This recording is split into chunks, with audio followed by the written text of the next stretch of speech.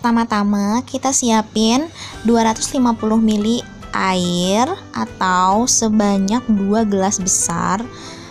Terus ditambahkan dengan 10 sendok gula pasir seperti yang saya lakukan itu.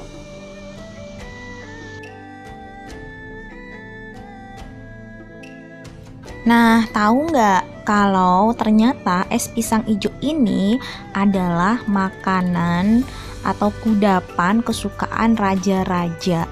Aduh, ini ternyata punya sejarah panjang loh, bagaimana es pisang hijau yang terkenal di Makassar ini menjadi santapan paling favorit pada raja. Nah, bersambung dulu ya ceritanya. Sekarang kita tambahkan 10 sendok terigu dan 10 sendok tepung beras. Jadi 10/10 takarannya. Oh ya, kalau misalkan kalian suka yang manis, gulanya bisa ditambah, tapi takaran yang pas itu 10 sendok saja ya. Pasti penasaran kan kenapa kok bisa es ini disebut dengan es pisang hijau. Nah, makanan asal Makassar ini ternyata punya sejarah panjang kenapa dinamai dengan nama es pisang hijau. Itu bermula dari suatu kejadian di zaman dahulu kala, di zaman saat harimau masih bebas berkeliaran atau saat rusa masih banyak dan menjangan masih menjadi tontonan sehari-hari di jalan-jalan. Jadi pada zaman dahulu kala itu ada sebuah kisah tentang seorang raja. Raja itu sangat suka sekali mencicipi berbagai macam makanan yang ada. Nah, tersebutlah dia seorang koki yang bernama Ijo. Si koki ini pada suatu hari menghidangkan sebuah makanan yang tidak sesuai dengan selera raja. Maka marahlah si raja. Bahkan si raja mengancam akan membunuh si koki yang bernama Ijo ini. Serem banget ya rajanya. Melihat sang raja yang murka itulah kemudian koki Ijo mulai mencari cara atau ingin menebus kesalahannya dengan berjanji pada raja akan membuat sebuah kudapan yang berbeda dari biasanya yang bisa dinikmati raja, enak rasanya. Nah, untuk itulah kemudian si koki Ijo ini membuat sebuah kudapan di mana ada tepung, ada pisang yang dibalut tepung berwarna hijau. Nah, bersambung dulu ya sebentar.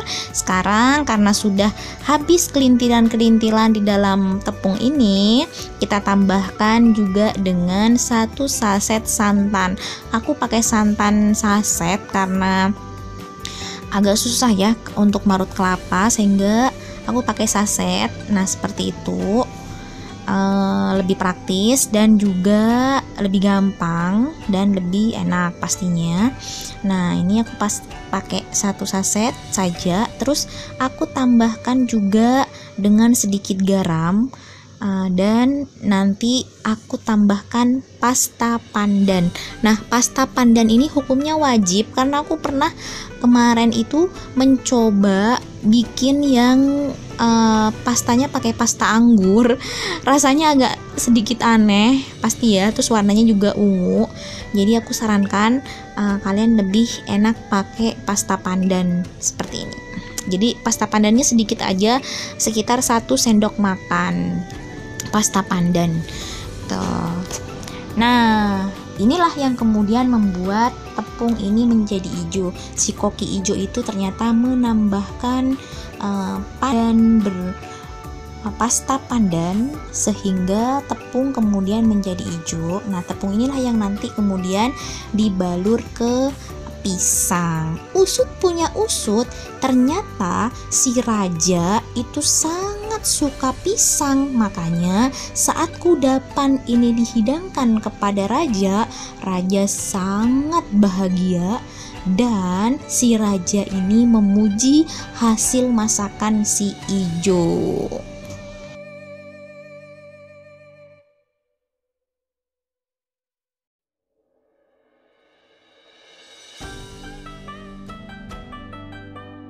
Karena sang raja sangat senang dengan masakan itu, maka kemudian masakan baru yang dibuat oleh koki bernama Ijo dinisbahkan dengan nama es pisang ijo. Jadi itu asal mula bagaimana es pisang ijo ini dibuat. Ini dongeng atau cerita yang dibikin oleh penulis Makassar ya. Walaupun mungkin kita tidak tahu ini dongengnya beneran apa tidak, akan tetapi es pisang ijo ini memiliki makna yang luar biasa bagi masyarakat Bugis. Bagaimana warna hijau melambangkan keteduhan, ketegasan, kecerdasan, serta keseimbangan. Nah, ini dia. Oke, setelah selesai mengaduk fla tadi, fla berwarna hijau, sekarang kita langsung siapkan wajan, atau bisa juga pakai wadah sih, tapi aku biar cepat dan praktis langsung ke wajannya. Terus kita saring dulu fla hijau tadi, kita saring agar kelintiran-kelintiran yang tidak teratasi itu habis ya. Nah, kita saring seperti ini. Setelah itu baru kita masak di atas kompor.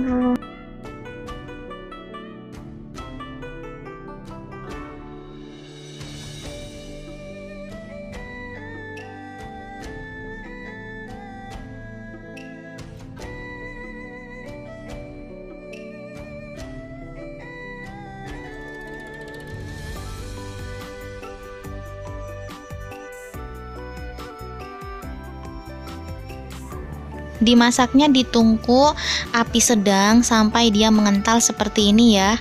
Nah, ini udah siap, kita sisihkan dulu. Nah, kalau pasta hijau tadi udah agak sedikit dingin, sekarang kita mulai membaluri atau membungkus pisang dengan pasta tadi. Caranya mudah saja. Nah, ini siapin plastik besar, terus diolesi minyak. Pastikan semua minyak diolesi secara merata biar tidak lengket-lengket. Terus kita pinggir-pinggirnya, ujung-ujungnya ini agak sedikit banyak minyaknya juga nggak masalah sih, untuk menghindari lengket.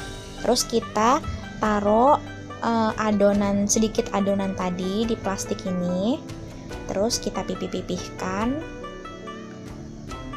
kemudian baru dimasukin pisangnya. Nah, ini adonannya, kemudian kita pipihkan.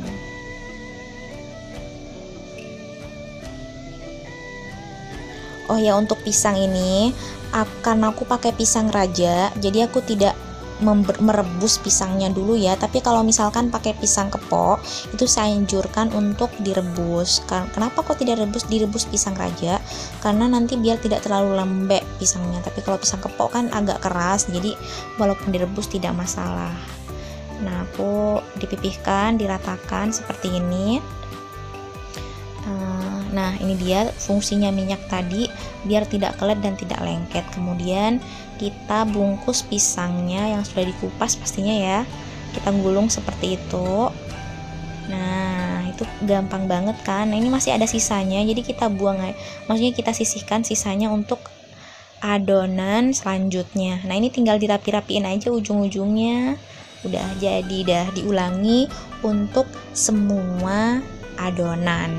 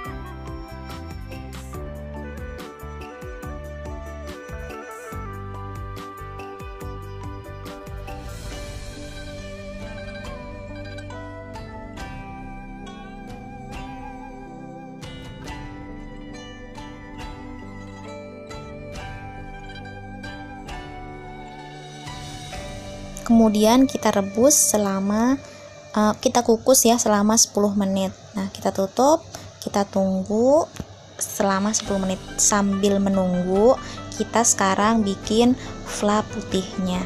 Fla putihnya itu sama prosesnya ya. Kita siapkan air juga 250, kemudian kita tambahkan gula pasir. Nah, gula pasir ini opsional sih. Karena aku suka manis, jadi aku tambahkan gula pasir. Sebenarnya itu tidak perlu gula pasir juga nggak apa-apa untuk fla putihnya, tapi karena aku suka, jadi aku tambahin gula pasir.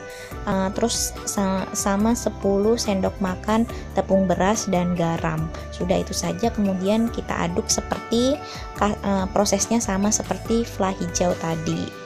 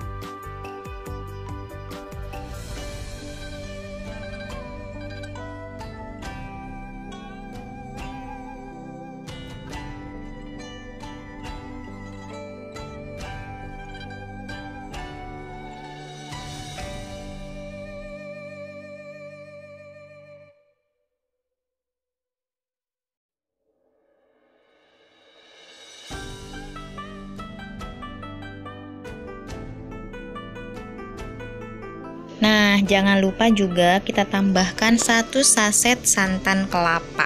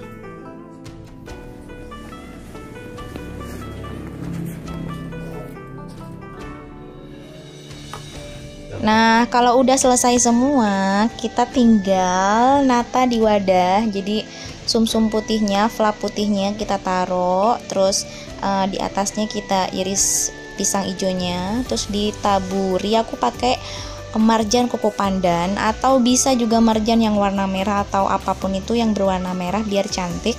Terus ditaburi dengan susu kental manis. Nah, untuk es batu jangan lupa, atau misalnya tidak terlalu suka es batu, bisa langsung dinginkan di kulkas aja. Nah, ini dia nih, udah jadi. Ini bisa loh jadi ide untuk jualan, atau bisa juga untuk berbuka puasa, atau bisa juga untuk menu-menu lainnya, peneman yang menemani kita saat istirahat atau sedang bersantai. Terima kasih sudah menonton. Sampai ketemu di video selanjutnya ya.